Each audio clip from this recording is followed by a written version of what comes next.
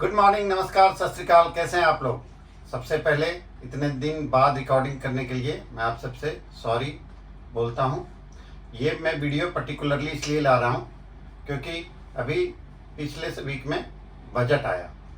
बहुत सारे लोग बोल रहे हैं कि बहुत ही ख़राब है ये बजट में सिर्फ टैक्स बढ़ाया गया है।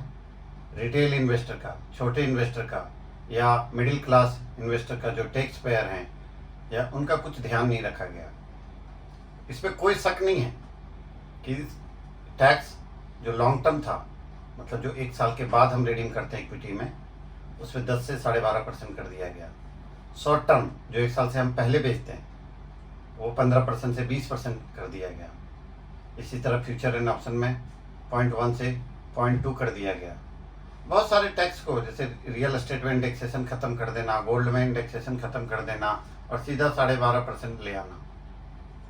क्या ये सब रिटेल इन्वेस्टर को मारने के लिए किया गया, उनको दबाने के लिए किया गया है?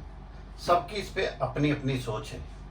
मेरे हिसाब से, मेरी जो थिंकिंग है, मेरी जो परसेप्शन है, उसके हिसाब से ये बजट मेरी 20 साल की कैरियर में one of the best budget है। ये बजट मस्त है, दुरुस्त है, तंदुरुस्त है। अब मैं एक एक करके एक एक पॉइंट पे डिस्कशन करूंगा। मैं कोई डेटा नहीं बताऊंगा जिससे आप कोई बोर फील नहीं हो, बट मैं सिर्फ कुछ फिगर डेटा रखूंगा जिससे आप इस पे एग्री करेंगे सुनने के बाद। पहला चीज़, पिछले 5 सालों में हम लोगों ने क्या देखा कि चाहे वो म्यूचुअल फंड का हो, इक्विटी का रिटर्न या स्टॉक मार्केट का रिटर्न हो, एवरेज किसी भी कैटेगरी में, चाहे लार्ज कैप हो, मिड कैप हो, स्मॉल कैप हो, मिनिमम 20% का रिटर्न बना है। अगर 1 साल में देखें तो कोई जैसे बैंकिंग पीएसयू, बैंकिंग के पीएसयू के जो शेयर हैं वो डबल हो गए। थीमेटिक जो शेयर हैं, इंफ्रास्ट्रक्चर है, वो भी करीब करीब डबल हो गया है। स्मॉल कैप 65 to 70% का रिटर्न 1 साल में, मिड कैप अगेन 60% की रेंज में है, लार्ज कैप 40% की रेंज में है। अगर और मिक्स मल्टी कैप टाइप में देखें तो 60% का रिटर्न आया हुआ है पिछले 1 साल में। क्या हमने ऐसा रिटर्न देखा है? ये क्यों सडनली इतना बढ़ा? No doubt market overvalued है, उसकी मैं नेक्स्ट वीडियो में बात करूंगा, लेकिन अभी सिर्फ बजट की बात करता हूँ। बजट कैसे अच्छा है? अगर आप बजट में देखोगे, आरबीआई ने जो भी डिविडेंड दिया सरकार को, सरकार उसको कहाँ यूज कर रहा है? फिस्कल डेफिसिट को रिड्यूस करने में। अगर सरकार चाहते तो बहुत सारे इलेक्शन अभी आ रहे हैं स्टेट में, वहाँ यूज कर सकते थे, फ्रीबीज दे सकते थे, फ्री बिजली, फ्री पानी, फ्री सब कुछ करके, और इलेक्शन में ये सब बांट सकते थे। लेकिन उन्होंने ऐसा नहीं किया क्योंकि हम किधर बढ़ रहे हैं?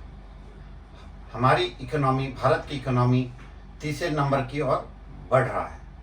इस पे सरकार को बहुत सारा एक्सपेंस लगेगा। रोड, ट्रांसपोर्ट, लॉजिस्टिक, जितने भी डिफेंस, जितने भी प्रोजेक्ट हैं, सारे प्रोजेक्ट का खर्चा जो पिछले बजट में था एज इट इज है, कम नहीं किया गया है। गवर्नमेंट ने अपना बोरोइंग नहीं बढ़ाया है, कोई एक्सपेंस उधारी तौर पे नहीं कर रहे हैं वो, तो उनको पैसे चाहिए।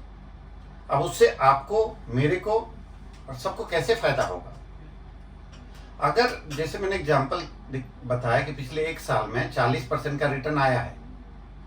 अगर आपको शायद एहसास भी नहीं होगा, पिछले 1 साल का डेटा अगर आप देखेंगे तो आपको एहसास होगा कि हाँ 40%, 35-40% मैंने कमाया है।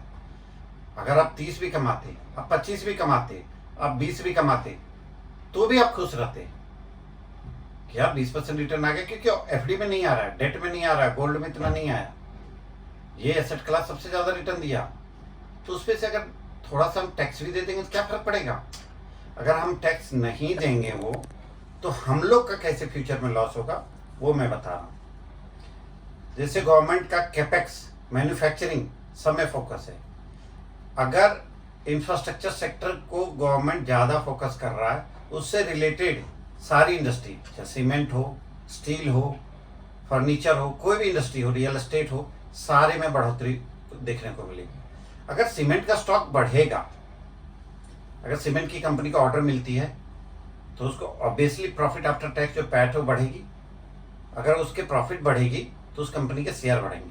अगर शेयर प्राइस बढ़ेंगे तो क्या होगा, स्टॉक मार्केट में फिर से उछाल आएगा। तो आपके म्यूचुअल फंड की पोर्टफोलियो हो या फिर कुछ और पोर्टफोलियो हो स्टॉक का, सब में आपको गेन देखने को मिलेगा। क्या आप नहीं चाहते कि आने वाले 3 साल 5 साल में सिमिलर कुछ ऐसा ही रिटर्न देखने को मिले 20-25% का? तो उसमें से थोड़ा सा टैक्स अगर सरकार को हमें देना पड़ रहा है तो हमें सोचने की जरूरत ही नहीं है। भारत सरकार ने जो 2.5% का टैक्स बढ़ाया है, इसमें हम बिल्कुल नहीं घबराना चाहिए। हमें सरकार पे भरोसा रखनी चाहिए कि आने वाले 3 साल 5 साल में ये one of the best budget कैसे होगा, कैसे स्टॉक मार्केट वापस बूम करेगा, कंटिन्यू रिटर्न जारी रखेगा। अगर ये सरकार 5% टैक्स कम कर देता मान लो, या फ्री कर देता, टैक्स फ्री कर देता लॉन्ग टर्म, तो हम लोग शॉर्ट टर्म में बहुत खुश हो जाते। इसलिए मैं कहता हूँ आपको, मेरे को, हम सब भाइयों को शॉर्ट टर्म प्रॉफिट के लिए अपने लॉन्ग टर्म लॉस को मत झेलो। हमें लॉन्ग टर्म 3 साल 5 साल देखना है। अगर वो कम कर देते, गवर्नमेंट बोरोइंग कर लेते, कोई प्रोजेक्ट नहीं चलता, तो सारे सेक्टर बेकार हो जाता, भारत की अर्थव्यवस्था नीचे जाती, फिर मार्केट एक ह्यूज करेक्शन देखते, तो आपकी पोर्टफोलियो लॉस में आ जाती। तो लॉस हम मेरी अच्छी है, थोड़ी मेरी अच्छी गेन आएगी, उस पर थोड़ा सा टैक्स देना अच्छा है। अगर आपको इस पर कुछ डिटेल में डिस्कशन कुछ करना है तो मेरा नंबर इस पे है, कृपया करके व्हाट्सअप या कॉल करें या मेल करें। जय हिंद, जय भारत, नमस्कार।